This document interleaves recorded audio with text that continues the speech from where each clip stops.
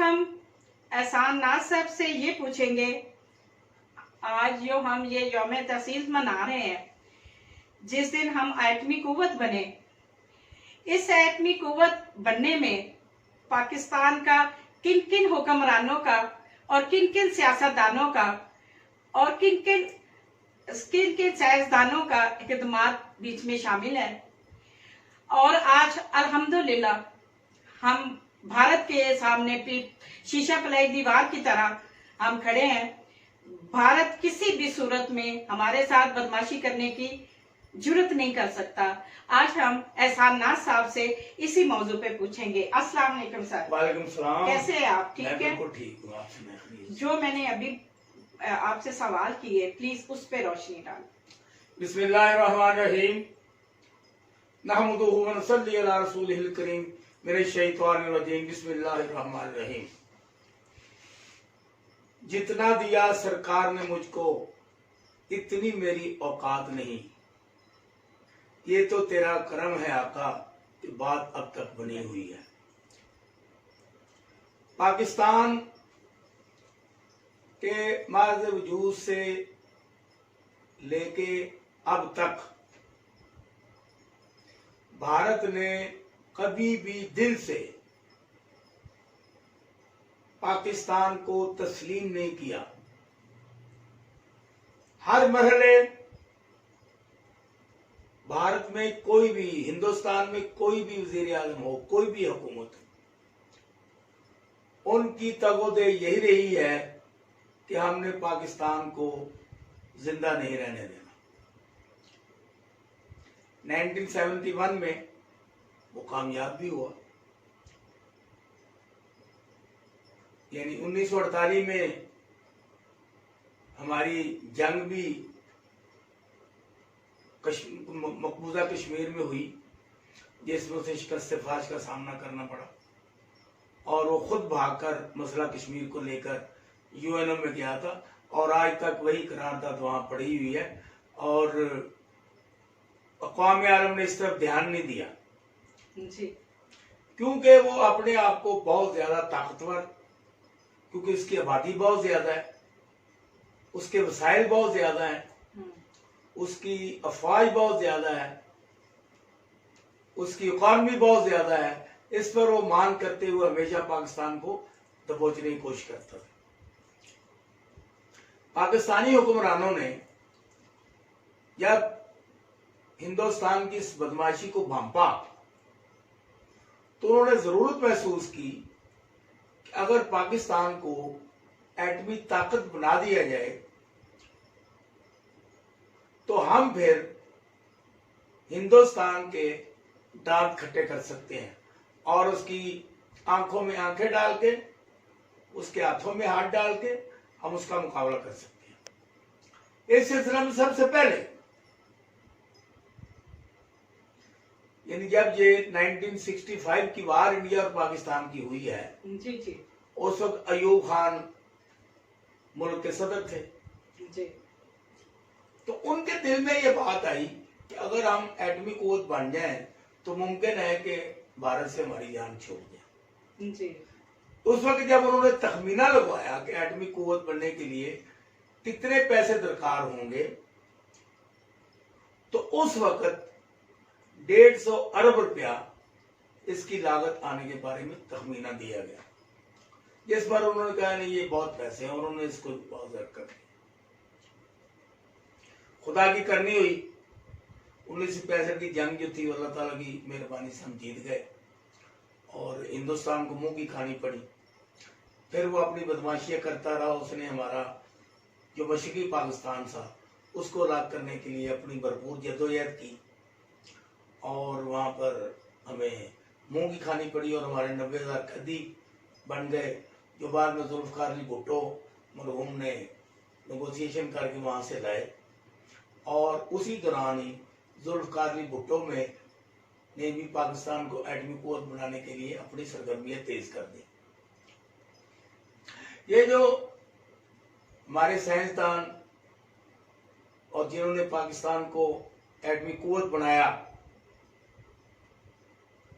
और इस वक्त हम अगर नींद आराम की सोते हैं, ख्वाब खरगोश की तरह सोते हैं, वो डॉक्टर अब्दुल कदीर खान वह जात है कि जिन्होंने जुल्फकार अली भुट्टो को खत लिखा कि मैं पाकिस्तान के लिए कुछ करना चाहता हूँ। वो हॉलैंड में थे या किसी और मुल्क में थे, और मैं मुल्क की तकदीर बदलने के लिए, पाकिस्तान की दफा के लिए काम करना चाहता हूँ। जुल्फकार अली भुट्टो जी को पहले सोच रहे थे, उन्होंने वेलकम किया। फिर वो एटमी कुव्वत के लिए जो सामान थे वो किसी तरीके से लेके आए। उसमें ये पाकिस्तान के बहुत मशहूर ये प्रॉपर्टी का काम करने वाले और मुख्तलिफ जगहों पे उन्होंने काम किया है, उनका नाम आता है कि वो उनको चुपके से लेके आए एटमी साइंसदान को, और पाकिस्तान में इस तरह एटमी सिलसिला शुरू हुआ। ये तारीख है कि किसमें किसने क्या किरदार किया। अच्छा, उसके बाद जुल्फकार अली भुट्टो के होते हुए ये सिलसिला शुरू हो गया, और उस दरमियान जुल्फकार अली भुट्टो की हुकूमत का खात्मा कर दिया गया। ज़िया-उल हक ने भी इस काम को जारी रखा।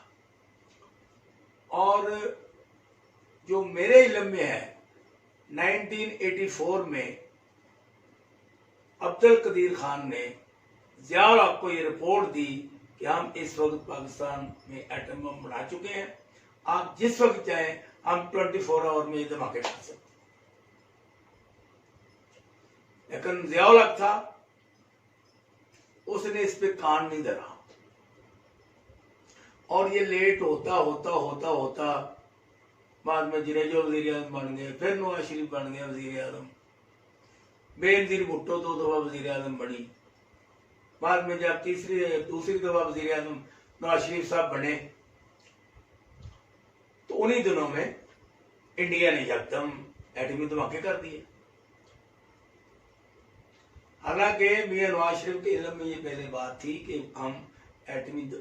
मैं इसी मौजू पे एहसान साहब आपसे एक सवाल करना चाह रही हूँ कि जब एटमी कुव्वत बनने के लिए नवाज शरीफ ने ऐलान किया था, तो इसके पसे पुस्त कौन सी आवाम शामिल थी जिसकी बुनियाद पे नवाज शरीफ को एटमी धमाका करने का फैसला किया?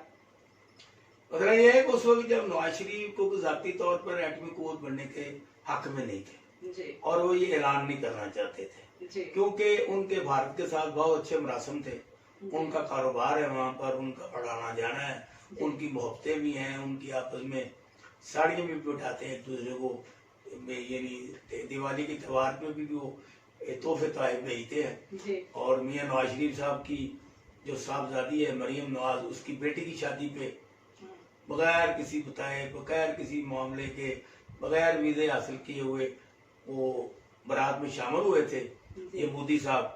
इनकी आपस में बहुत बड़ी गहरी अंडरस्टैंडिंग है ना इंडिया के साथ, इंडिया में उनके कारोबार, इसलिए वो नहीं चाहते थे।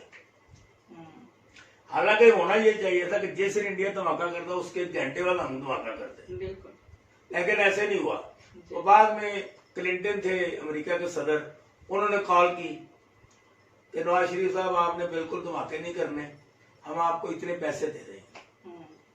लेकिन फौजी सरबराहान जो सब मौजूद थे और डॉक्टर कदीर खान जो जिन्होंने एटम बम बनाया था, उनका एक प्रेशर था, उनका दबाव था, और उन्होंने बार बार जब ये कहा इंडियन धमाके के हमें करने चाहिए, तो मियां नवाज शरीफ को बला शिरकतें गए, यानी बड़ी शर्मनाक हालत में और परेशान हालत में ये धमाके करने पड़े, और वो धमाके हो गए।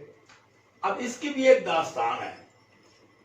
ये चावी बलूचिस्तान में एक इलाका है जहाँ पर ये धमाके किए गए, और वहां पर जितने लोगों को ये जमीन हासिल की गई उनको उनकी जमीनों के अभी तक पैसे नहीं दिए गए। अच्छा। वो बेचारे मारे मारे फिर रहे हैं, हम एटमी कुव्वत बन गए और वो हालों के हाल हो गए, वो दर बदर फिर रहे हैं। इसी तरह उसी जगह पे वो सोने की कानें निकली, सोनी चांदी और हीरे जवाहरात की कानें निकली, वो भी उन लोगों से ले ली गई, लेकिन उनको भी कोई पैसा अभी तक नहीं दिए गए। ये जुल्म है उस वक्त मियां नवाज शरीफ की हुकूमत का, जो अभी तक जारी है। अब ये जो नारे मार रहे हैं ना, नवाज शरीफ कहते हैं मैंने बनाया, आज यौम तकबीर मनाया गया, उसमें मियां शहबाज शरीफ ने सारा क्रेडिट नवाज शरीफ को दिया। अच्छा, उनकी साहबजादी साहबा ने ट्वीट किया, उसमें उन्होंने सारा क्रेडिट अपने अब्बा जान को दिया। बाकी भी जितने मुस्लिम लीग जुमात है उन्होंने ना डॉक्टर कदीर का नाम, हालांकि इसमें मेन किरदार डॉक्टर अब्दुल कदीर खान का है, जो कि इस वक्त हॉस्पिटल में बीमार है जी। और उन्होंने बड़ी जद्दोजहद की है। पाकिस्तान का एटम बम बनाने वाला बीमार है, उसको पूछने वाला कोई नहीं।